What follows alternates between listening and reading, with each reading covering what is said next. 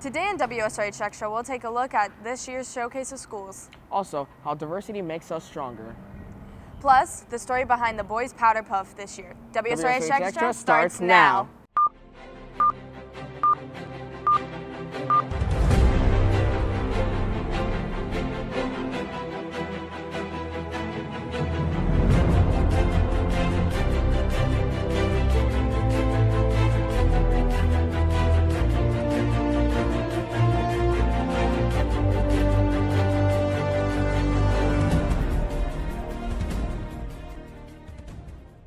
Welcome to this episode of WSRH Extra. I'm Carly Sprague. And I'm Frank Gonzalez. Every year, Palm Beach County holds a showcase of schools at the South Florida Fairgrounds. WSRH Extra reporter Daniel Leslie takes a look into this story. Each year, the Palm Beach County School District holds their Showcase of School event at the South Florida Fairgrounds. The latest event in October was one of the biggest yet, with an anticipated crowd of more than 15,000 people. This is about education. I was a principal for many years, and it was great to be able to help students that attended my schools. Now that I'm ahead of all the schools for all the choice programs, it's even more important. Now I'm offering so much more through great schools, such as your very own. You know, kids have so many more options, and they should take advantage of it now. And that is clear by the amount of people we have here today. Faculty and staff members aren't the only ones hoping students benefit and excel from attending. The reputation, we get better kids out, getting into programs like these over here, our aviation program or dance academy, get kids into a better education and seeing them excel and watching them grow. Education is key to success, but there's more to a school than just academics. We also like to act, we also like to dance, and we like going around our community performing for retirement homes and people that want to see us perform. Whether it's showing off your mascot, doing science experiments, or simply just trying to make a difference, the Showcase of School has it all. For WSRH News, I'm Danielle Leslie. This year, the Ridge introduced what we hope to be a new tradition, where we swap food for candy. WSRH reporter Morgan Shortridge got the treat on this story. Halloween is a time for both costumes and candy. Each year, families are faced with the task of finding a place that is both fun and safe for their children to trick or treat. And this year, Seminole Ridge hopes to be that place. It's really just a trick-or-treat event for kids to come and trick-or-treat around the school. And I know that parents love to bring their kids to things that are, fun for them around Halloween. This is great. I prefer it to having my kids out in the dark, in the street. It's a safe place where my little ones can get some candy and enjoy themselves, and I don't have to worry about their safety. Our students hope to bring the community together with a holiday celebration unlike any other. I think it's a great way for us to, meet people we haven't met. I mean, we all live close to each other. We all live in the acreage. People will meet people they never met before. It'll be fun. It'll be fun for everybody.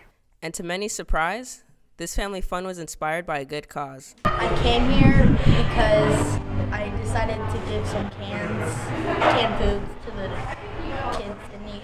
We're doing this event because we think it is the best way to raise canned foods for our canned food drive, and we think that it will have the most impact on people. WPTV does a drive every year, Food for Families, and I believe they share that whatever they collect with all the local food kitchens around the Palm Beach County, the food pantries where people can go, so that's where we're donating.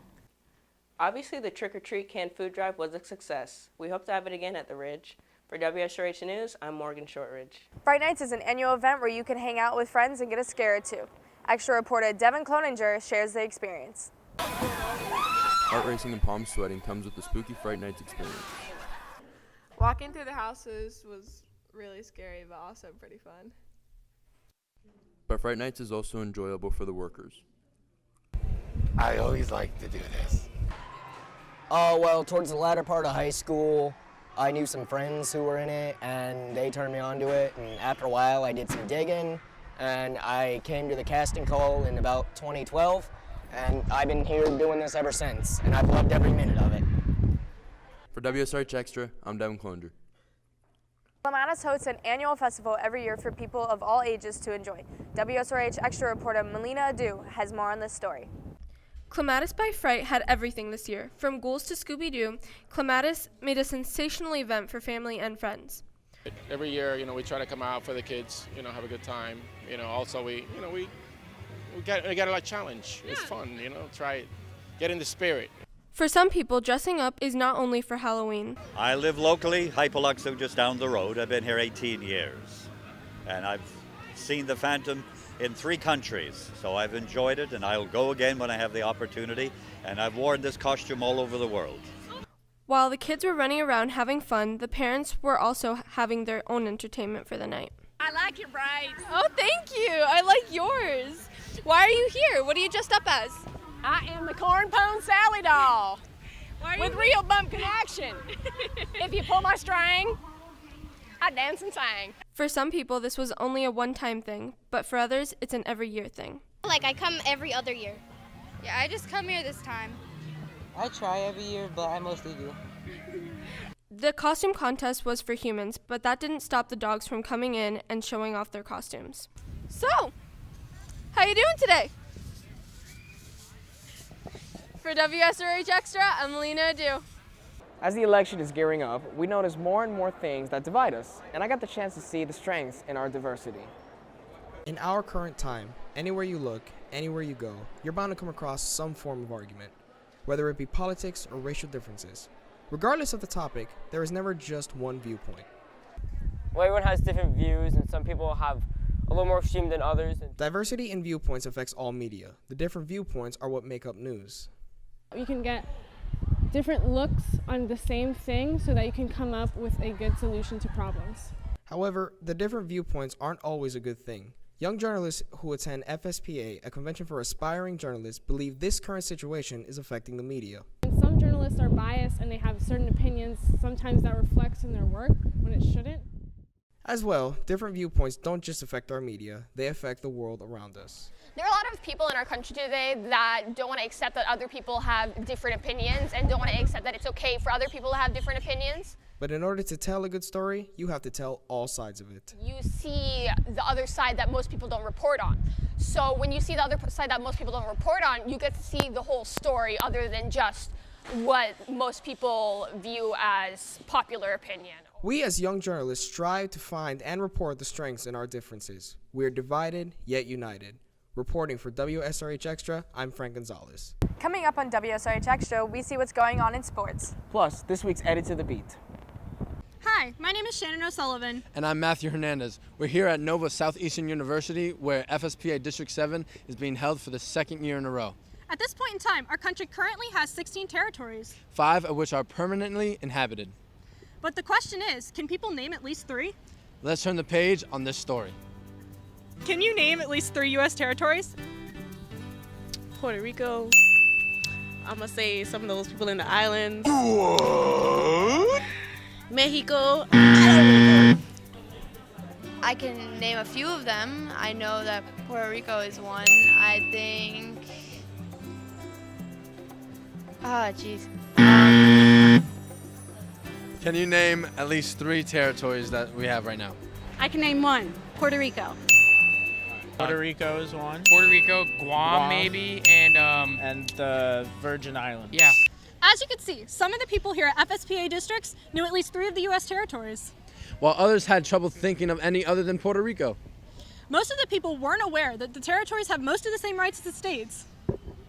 Whether we realize it or not, all the U.S. territories have their own story that overall contributes to our story. Similar to how all the competing schools have their own stories that contributes to our FSPA story. For FSPA News, I'm Shannon O'Sullivan. And I'm Matthew Hernandez. Thanks for being part of our story. Football season is coming to an end. And that definitely hits home for our senior Hawks. For those stories and more, we go to WSRH Extra Sports anchor Daniel Jr. Hi, Daniel.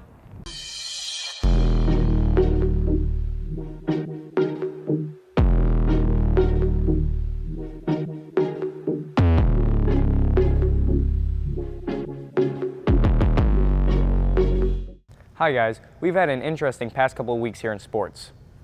After 4 long years of hard work and dedication, it's time to say goodbye to the Hawks football field. WSRH sports reporter Allison Taylor has more on the story. Every senior football player here at the Ridge has patiently waited for their special night. On October 28th, the Hawk football team said their final goodbye to the field that they knew as their home. For their last home game, they battled against Jupiter, a game that would leave the seniors with a feeling of pride to walk off their field for their last game. Chandler Corson predicted the team's atmosphere before they stepped foot on their home field for their final time. I feel like it's going to be a pretty emotional night. Everyone's going to be upset. It's the last time everyone gets to play their game with these people. It was an emotional night for all the seniors as the weight of reality tackled them. Dylan Lyons says it will be a tough night knowing that this will be the final time playing with his Hawk family. I'm gonna miss playing with my brothers. I grew up with them. Although it may seem it's just high school football, the coaches say they hope that the boys who walked on the field for the very first time 4 years ago now walk out into this world as grown men. The way the coaches discipline you really shows you what the real world's going to be like, and that you can't just be a kid throughout everything you do. Senior night is a symbol of the final goodbye to a player's high school legacy, but for some, it's the start of a new era. I'd like to go to college and play either rugby or do cheer. For Dylan Lyons, he plans to continue his football career in college. I'm not done with football. I'm still playing outside of high school. The Hawks were able to pull off a win for this last home game, beating Jupiter 35-7. Although it's the final flight for these Hawks, no matter where they land, they'll always have a home on our football field. For WSRH Extra, I'm Allison Taylor. Soccer season is starting up and the girls are getting ready. WSRH sports reporter Anna Fontecchio has the story.